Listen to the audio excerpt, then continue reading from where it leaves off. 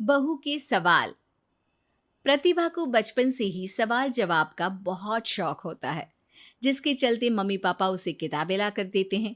लेकिन वो उनकी जगह गूगल की मदद लेकर अपने पास अतरंगी सवालों का पिटारा भरे रखती है, जिनसे वो लोगों को अपने आगे बेवकूफ दिखाने के लिए हर बात पर सबसे अतरंगी सवाल पूछती रहती है।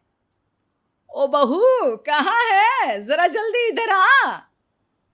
क्या हुआ मम्मी जी?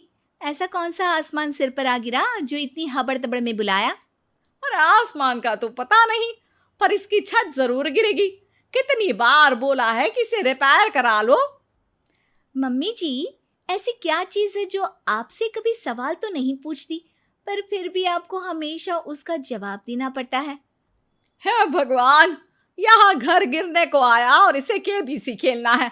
अरे तू अपने सवालों का टोकरा अपने पास ही रख, मेरा बेटा करा देगा। वो आलसी, उनके भरोसे रही तो छत पक्का गिरेगी। इससे अच्छा है कि जल्द जवाब ही दे दो। प्रतिभा की बात सुन सास असमंजस में वहीं बैठ जाती है, जिसे देख प्रतिभा मुस्कुराते हुए वहां से चली जाती है। और मती मारी गई थी जो इस सवालों की दुकान को घर ले आई। क्या हुआ माँ, इतनी परेशान क्यों बैठी हो? अरे हाँ हाँ, आजा, सब तेरी वजह से तो हुआ है। पूरी दुनिया में तुझे कोई दूसरी लड़की नहीं मिली थी शादी करने के लिए, जो इस सवाल बवाल को मेरे सिर पर ला बिठा दिया। अब क्या सवाल पूछ लिया प्रतिभा ने? इस पर सास अभय को प्रतिभा का सवाल बताती है, जिसे सुनकर अभय जोर जोर से हंसने लगता है। अरे माँ, प्रतिभा के पास जाओ और बोलो उसका जवाब है मोबाइल फोन, जो हमसे कोई सवाल नहीं पूछता, लेकिन हमें हमेशा उसके बजने पर जवाब देना ही पड़ता है। ओ हाँ हाँ, चल अब दफा हो, आलसी कहीं का। इस पर अभय के वहां से जाते ही सास प्रतिभा के पास जाकर उसे जवाब दे देती है, जिसे सुन प्रतिभा हैरान रह जाती है, लेकिन अपनी बात के चलते छत की रिपेयरिंग का काम करा देती है।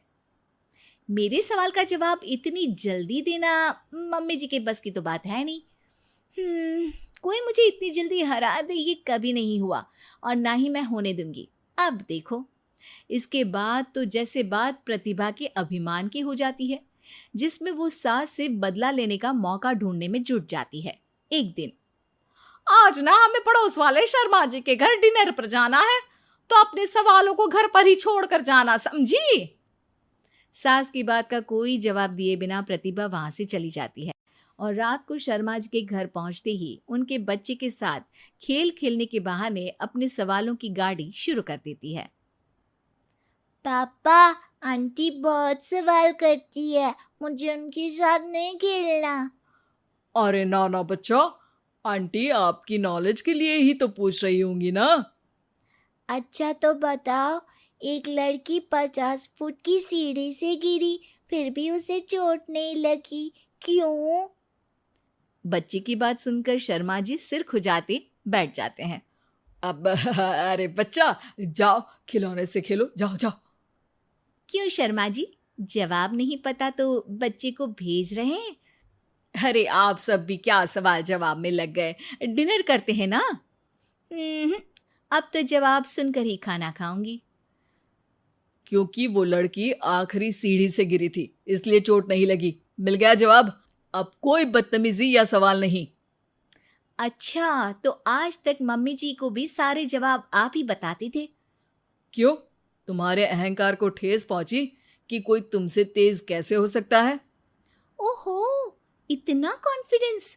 तो बताओ, एक साल में कितने सेकंड्स होते हैं? 12।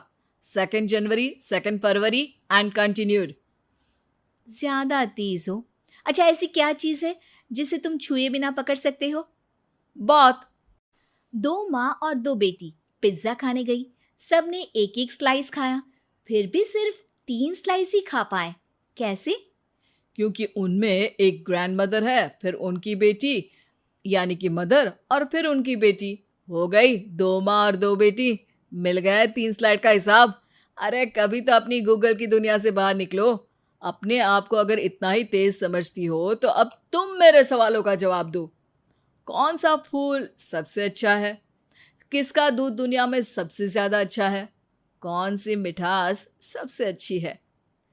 अभय के सवाल सुन प्रतिभा असमंजस में पड़ चुपचाप बैठ जाती है, जिसे देख सब हैरान रह जाते हैं। प्रतिभा के पास सवाल का जवाब नहीं, ये चमत्कार कैसे हो गया? अरे कभी गूगल छोड़कर ढंग की किताबें पढ़ी होती तो पता होता। इसी तरह कुछ दिन बीत जाते हैं, जिसमें अभय का जवाब ना दे पाने की वजह से प्रतिभा सवाल पूछना बंद कर देती है, लेकिन साथ ही सुकून से रह भी नहीं पाती, जिसे देखकर एक शाम अभय प्रतिभा को कहता है। देखो, मेरा तुम्हें हर्ट करने का कोई मोटिव नहीं था।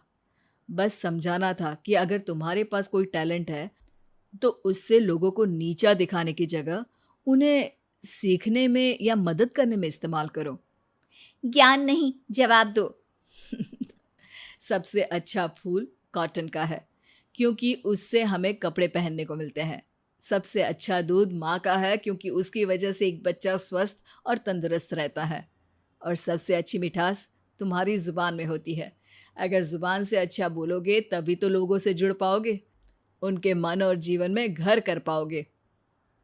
अभी भी ज्ञान ही दिया, लेकिन ऐसा जो मेरे पास नहीं था। सॉरी, मुझे कभी समझ में ही नहीं आया कि मैं कितना गलत कर रही हूँ, और ना ही किसी ने समझाया। पर अब वादा करती हूँ, गूगल से ज़्यादा किताबों में समय लगाऊंगी, और जो भी सीखूंगी उससे शो ऑफ नहीं करूंगी, लोगों की हेल्प करूंगी।